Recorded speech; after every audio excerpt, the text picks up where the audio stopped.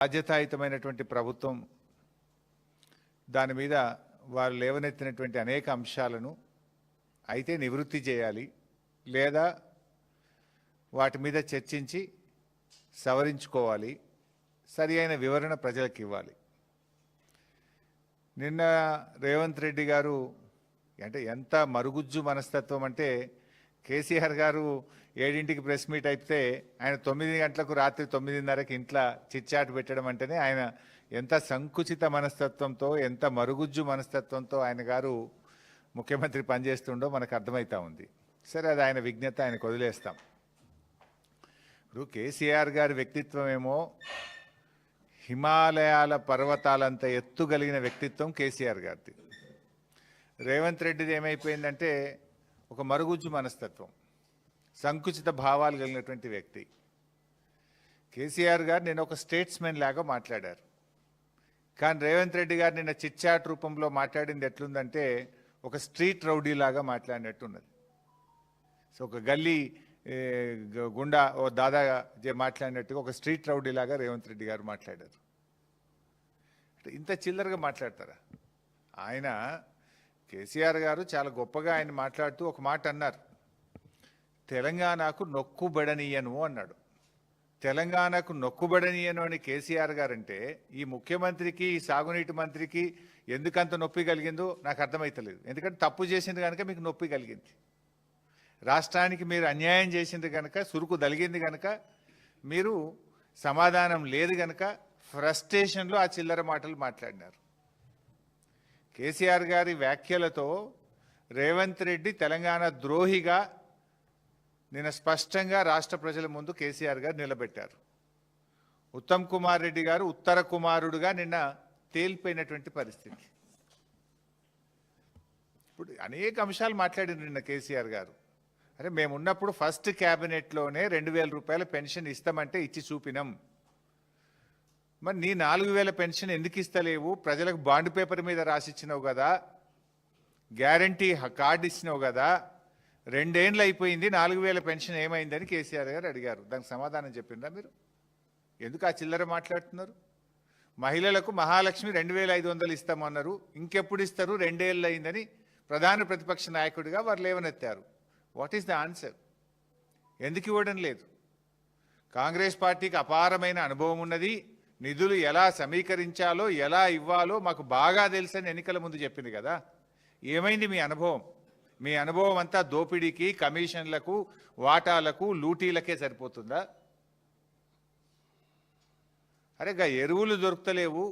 BRS ఉన్నప్పుడు auto డ్రైవర్కి phone చేస్తే ఇంటికాడ ఎరువుల బస్తాలు దించిపోయినరు, బాయికాడ దించిపోయినరు. కాంగ్రెస్ వచ్చినాక మళ్ళీ చెప్పుల లైన్లో పెట్టే పరిస్థితి వచ్చింది. మళ్ళీ యాపులేంది, మ్యాపులేంది, రైతులను ఎందుకు గోసబెడుతున్నారు అని కేసీఆర్ గారు మాట్లాడారు.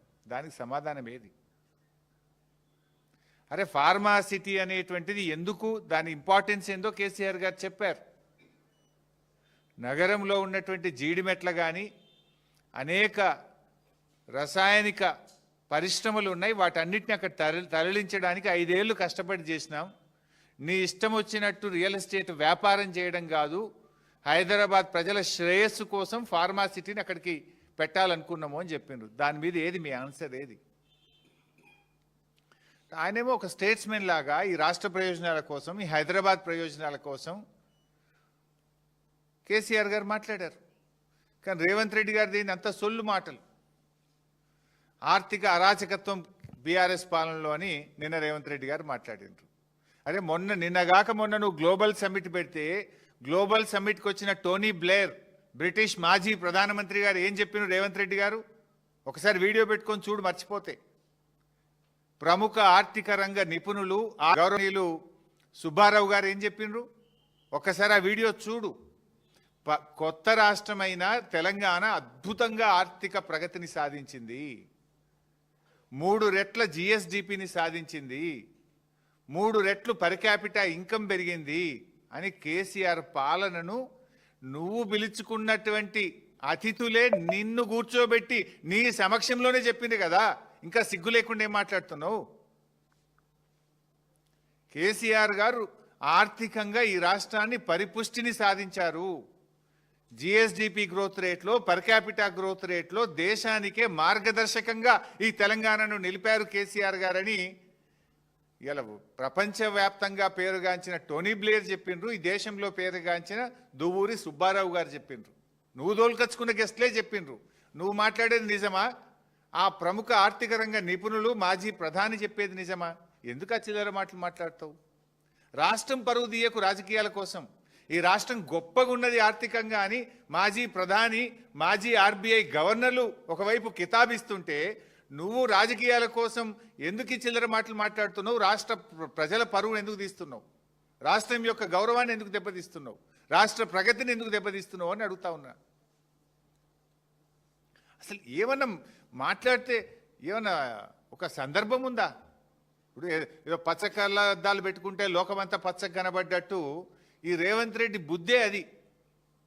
ఎందుకంటే ఆయనే స్వయంగా చెప్పిండు, నా సొంత పార్టీ నాయకులనే తొక్కుకుంటా పెరిగినోన్ని అని నువ్వే చెప్పినావు కదా. నీ నాయకుడు, నీ మంత్రి కోమటిరెడ్డి వెంకటరెడ్డే చెప్పిండు, 50 కోట్లు పెట్టి మావాడు పిసిసి అధ్యక్ష పదవి కొనుక్కున్నాడు అని. 50 లక్షల రూపాయలు లంచం ఇస్తూ రెడ్ హ్యాండెడ్గా ఒక ఎమ్మెల్యేను కొనుగోలు చేసే ప్రక్రియలో పట్టుబడ్డ దొంగవు నువ్వు.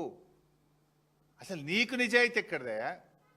మా దృష్టిలో ఒక పార్టీ అనేది తల్లి లాంటిది. పార్టీ అధ్యక్షులు ఒక తండ్రి లాంటి వారు. 25 సంవత్సరాలుగా ఒక రాజకీయ పార్టీలో నిజాయితీగా, నిక్కచ్చిగా నాయకుడి అడుగుజాడల్లో త్యాగాల పునాదుల మీద ఎదిగిన నాయకత్వం మాది. నువ్వేందే చదువుకున్నది బీజేపీ లాంటి నువ్వే చెప్తివి. అదేవిధంగా పెరిగిందేమో తెలుగుదేశం లాంటివి, నౌకరేమో కాంగ్రెస్లో చేస్తున్నా అనబట్టివి. రేపేడుంటావో తెలియని రకం నువ్వు. పుట్టుకో దాంట్లో, చదువో దాంట్లో, నౌకరో దాంట్లో, రేపెండ్లుంటావో నువ్వు. అసలు నీకు నీతి, జాతి, విలువలు నీకేమైనా ఉన్నాయా? పైసలు పెట్టి పదవి కొనుక్కుంటావు, పూటకో పార్టీ మారుస్తావు. చొక్కాలు మార్చినంత ఈజీగా పార్టీలు మార్చిన నాయకుడు రేవంత్ రెడ్డి. అరే మేము సిల్వర్ జూబ్లీ జరుపుకున్నాం. ఎమ్మెల్యే పదవిని, మంత్రి పదవిని మా నాయకుడు ఆదేశిస్తే గడ్డిపోచల్లాగా త్యాగాలు చేసిన చరిత్ర మాది. వెన్నుపోట్లు పొడిచిన చరిత్ర నీది. నీకు మాకు నక్కకు నాగలోకు అనుకున్నంత తేడా ఉంది. నువ్వా మా గురించి మాట్లాడేది? నీకు మాట్లాడే అసలు నైతికత ఉందా నీకు? ఇవాళ